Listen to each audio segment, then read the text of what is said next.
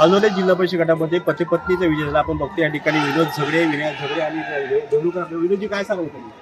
हा विजय नक्कीच आमच्या जिल्ह्याचे पालकमंत्री उदयजी सामंत आहेत, आमच्या तालुक्याचं नेतृत्व शिवसेनेचे उपनेते सन्माननीय सदानंद चव्हाण साहेब, भारतीय जनता पार्टीचे नेते सन्माननीय प्रशांतजी यादव साहेब आणि ज्या शिवसेना आणि भाजपच्या युतीच्या कार्यकर्त्यांचे काम केले त्या सर्वसामान्य कार्यकर्त्यांचा हा विजय आहे.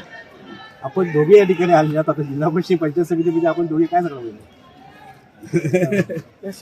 तसं आम्ही दोघंही यापूर्वी ग्रामपंचायतीमध्ये सुद्धा आम्ही एकत्र काम केलेलं आहे.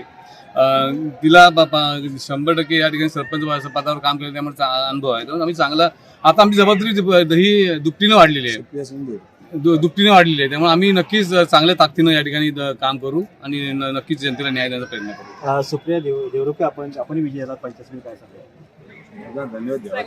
सगळ्यांचे आभार मानते मी.